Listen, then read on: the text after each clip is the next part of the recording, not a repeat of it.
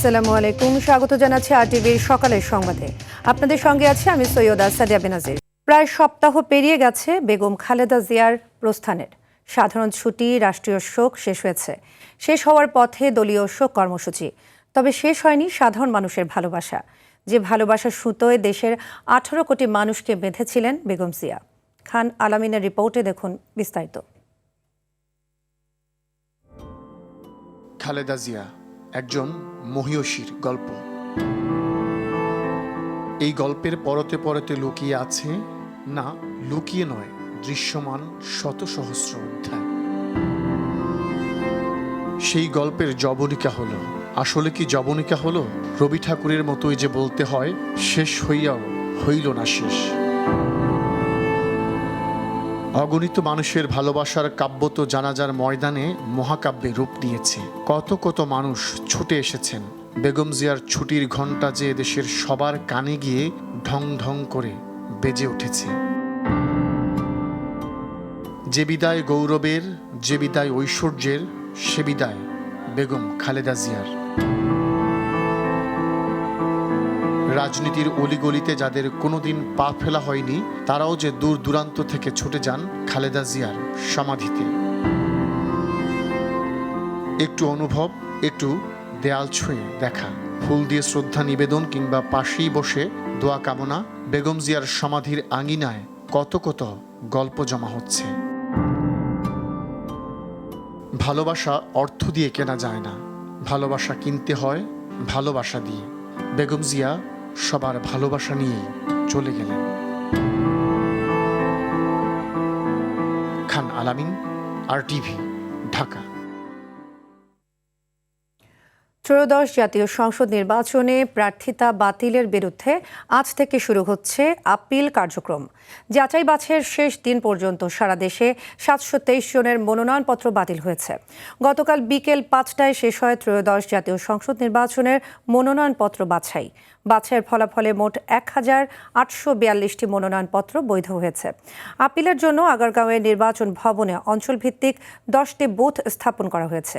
9 জানুয়ারি বিকেল 5টা পর্যন্ত প্রার্থী, ব্যাংক বা আর্থিক প্রতিষ্ঠান, সরকারি সেবাদানকারী প্রতিষ্ঠান অথবা প্রার্থী লিখিতভাবে ক্ষমতাপ্রাপ্ত কেউ ইসিতে আপিল করতে পারবেন।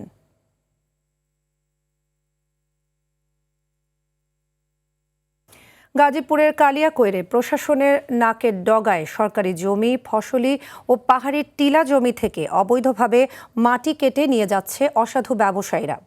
বড় বড় পরিবহন চলাচলের কারণে সড়কে পিচ উঠে খানাখন্দের সৃষ্টি হচ্ছে। এসব মাটি কাটা বন্ধ করা না গেলে কৃষক যেমন ফসল থেকে বঞ্চিত হবে, তেমনি হারাবে কৃষি জমি। কালিয়াকৈর প্রতিনিধি কামাল হোসেন বিপ্লবের পাঠানো তথ্যচিত্রে বিস্তারিত জানাচ্ছেন আবরার মাহি। সরকারি নিয়মনীতি তোয়াক্কা না করে উপজেলার মধ্যপাড়া, উত্তর লস্করচালা, কান্দাপাড়া, ফুলবাড়িয়া, বড়ইবাড়ি, রশিদপুর, পাইকপাড়া, বেলাবহ সহ প্রায় 20টি স্পট থেকে প্রকাশ্যে মাটি কেটে নিয়ে যাচ্ছে মাটি খেকোরা। কালিয়াকৈরের কুন্দাঘাটা এলাকায় সরকারি খাল মাটি কেটে নিচ্ছে বিপ্লব ও কাশিম নামে দুই মাটি ব্যবসায়ী। প্রতিবাদ করলে ওই চক্রের লোকজন হুমকিও দিয়েছে বলে অভিযোগ গ্রামবাসীর। মানে এই যে যদি এত গহীন করে মাটি নিয়ে যায়, তাহলে ভবিষ্যতে মানে বর্ষা মাসে এলে নদীর ভাঙনে আমাদের গ্রামও ভেঙে যাবে। আমাদের ওরা নানাভাবে হুমকিও দিয়েছে যে যারে যখন যে জায়গায় পাবে মারবে, ধরবে, এরকম ভাবে বলছে। অভিযান চালিয়ে অনেক মাটি ব্যবসায়ীকে জরিমানা করা হয়েছে বলে জানান এই কর্মকর্তা। প্রায় 10-এর অধিক মোবাইল কোড করেছি এবং প্রায় অনেক টাকা জরিমানা করা হয়েছে, কয়েক লক্ষাধিক টাকা জরিমানা করা হয়েছে। আমাদের অভিযান অব্যাহত থাকবে। পাশাপাশি জনসচেতনতা সৃষ্টির জন্য আমাদের সকল ইউনিয়ন পরিষদ এবং পৌরসভায় আমরা মাইকিংয়ের ব্যবস্থা করছি। তথ্য পেলেই তাদের বিরুদ্ধে ব্যবস্থা নেওয়া হচ্ছে বলে জানিয়েছেন জেলা প্রশাসক। আমাদের কাছে আসলে যত তথ্য আসবে তত দ্রুত ব্যবস্থা নেওয়া যাবে, বাট অনেক সময় হয়তো দেখা যায় তথ্যটা দেরিতে আসার কারণে যথাসময়ে হয়তো ব্যবস্থা নেওয়া যায় না। শুধু আশ্বাস নয়, এ বিষয়ে দ্রুত সরকারের হস্তক্ষেপ কামনা এলাকাবাসীর। আবরার মাহি, আরটিভি। তীব্র শীত ও হিম বাতাসের সাথে দেশের উত্তরাঞ্চলের কয়েকটি জেলা দিয়ে বইছে শৈত্যপ্রবাহ। সকাল 6টায় দিনাজপুরের সর্বনিম্ন তাপমাত্রা রেকর্ড হয়েছে 9.6 ডিগ্রি সেলসিয়াস ও বাতাসের আর্দ্রতা 90% বলে জানিয়েছে জেলা আবহাওয়া অফিস। ঘন কুয়াশার সাথে কনকনে বাতাসে বিপর্যস্ত কুড়িগ্রামের শ্রমজীবী মানুষ। সকাল 6টায় জেলার সর্বনিম্ন তাপমাত্রা 13.4 ডিগ্রি সেলসিয়াস রেকর্ড হয়েছে। চুয়াডাঙ্গায় দিনের বেলা সূর্যের দেখা কিছুটা মিললেও তাতে উত্তাপ না থাকায় শীত বেশি অনুভূত হচ্ছে। সর্বনিম্ন তাপমাত্রা রেকর্ড করা হয়েছে 9.2 ডিগ্রি সেলসিয়াস। পঞ্চগড়ে সকাল 6টায় তাপমাত্রা রেকর্ড হয়েছে 12.8 ডিগ্রি সেলসিয়াস।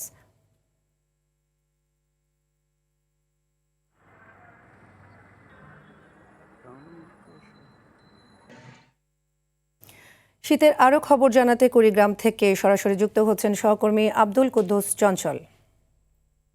চঞ্চল, কুড়িগ্রামে শীতে মানুষের স্বাভাবিক জীবনযাত্রা তো ব্যাহত হচ্ছে, কেমন দেখছেন সেখানকার পরিস্থিতি এবং নিম্ন আয়ের মানুষের শীতবস্ত্রের ব্যবস্থা হয়েছে কিনা, তাদের জন্য শীতবস্ত্র সহজলভ্য কিনা আমাদের জানাবেন।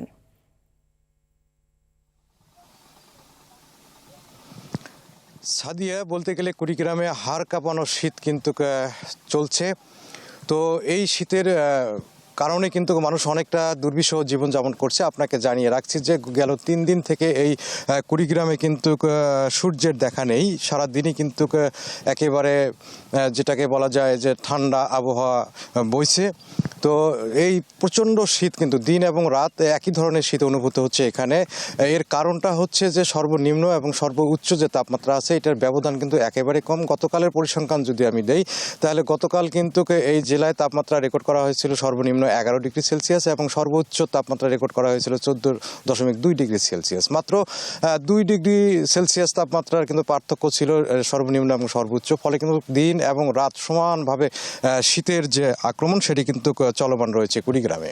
তো এই শীতে কিন্তু মানুষের জীবন একেবারে দুর্বিষহ হয়ে পড়েছে এবং বিশেষ করে খেটে খাওয়া মানুষ যারা রয়েছে, যারা শ্রমজীবী মানুষ রয়েছে, যারা নদী পাড়ে বসবাস করে এবং চরাঞ্চলে বসবাস করে, সেই সমস্ত মানুষের জীবন কিন্তু একেবারে দুর্বিষহ হয়ে পড়েছে। আমরা খোঁজখবর নিয়েছিলাম চরাঞ্চলগুলোতে যে তাদের শীত বস্ত্রের অভাব রয়েছে। যদিও প্রশাসনের পক্ষ থেকে বলা হয়েছে এ যাবৎ 19,000 কম্বল কিন্তু বিতরণ করা হয়েছে। এটি কিন্তু প্রয়োজনের তুলনায় একেবারে কম। আমি যদি বলি তাহলে দেখা যাবে যে ইউনিয়ন পর্যায়ে 100 থেকে 120টি কম্বল কিন্তু সরকারিভাবে বিতরণ করা হয়েছে।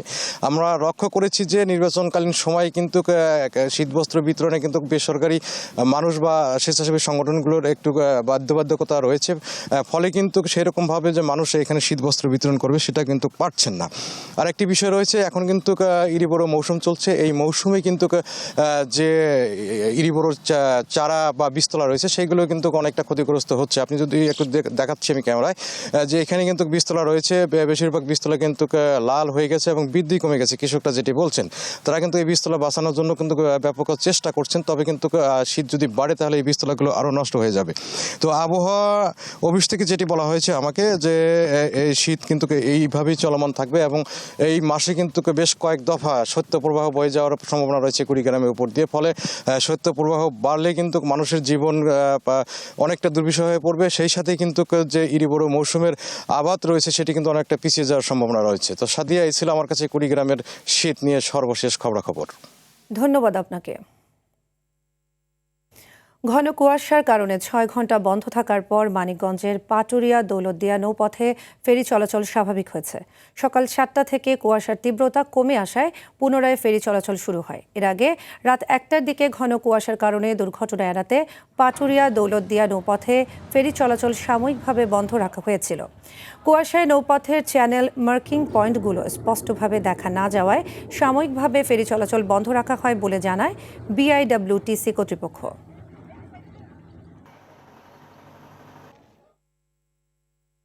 সারা দেশে ঝেঁকে বসেছে শীত।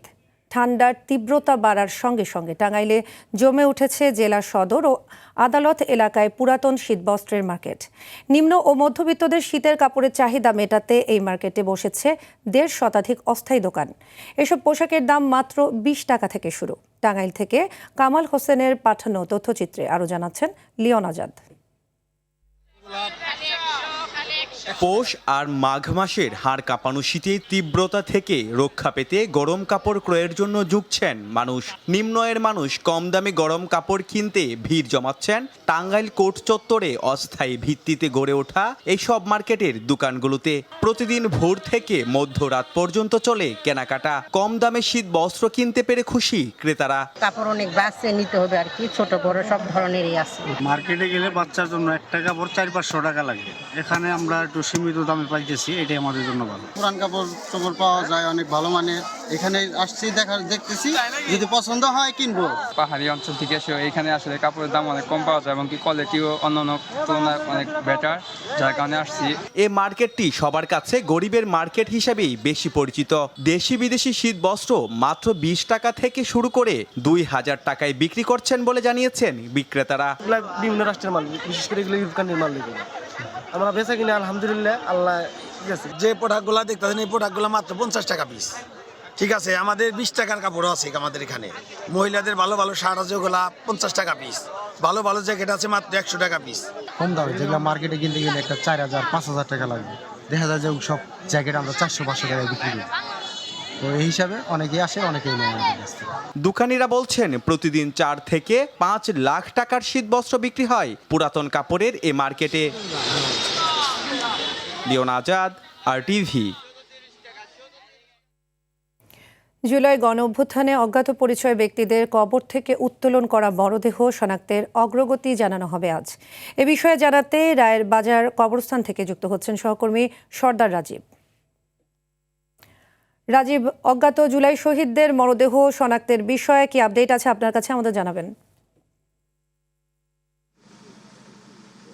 হ্যাঁ সাদিয়া, আমি এই মুহূর্তে রয়েছি রায়ের বাজার কবরস্থানে। আমরা যদি বলি যে আজ ঠিক সকাল 10টার সময় এখানে জুলাই শহীদদের পরিচয় শনাক্তের জন্য, অর্থাৎ 114 জন যে অজ্ঞাত শহীদদের দাফন করা হয়েছিল জুলাই 24-এর জুলাই গণ অভ্যুত্থানের সময়, সেই শহীদদের লাশ উত্তোলনের পর তাদেরকে শনাক্তকরণের কার্যক্রম চলছে। গত 7ই ডিসেম্বর থেকে আজ 5ই জানুয়ারি, আজ কিন্তু আনুষ্ঠানিকভাবে সেই জুলাই শহীদদের পরিচয় শনাক্তকরণের কার্যক্রম নেওয়া হয়েছে এবং আনুষ্ঠানিকভাবে 10টার পরে সেই পরিচয় শনাক্তকরণের মাধ্যম দিয়ে তাদেরকে মর্যাদা দেওয়া হবে। ইতিমধ্যে 7 জনের পরিচয় শনাক্ত হয়েছে। তাদের মধ্যে একজন রয়েছেন শহীদ রফিকুল ইসলাম, যার পিতার নাম আব্দুল জব্বার শিকদার, তিনি মূলত পিরোজপুর জেলার বাসিন্দা। এছাড়াও রয়েছেন শহীদ পারভেজ ব্যাপারী, যার বাবার নাম শহীদ সবুজ ব্যাপারী, তার বাড়িও রয়েছে চাঁদপুর জেলায়। এছাড়াও রয়েছেন শহীদ আসাদুল্লাহ, তার বাড়ি শেরপুরে।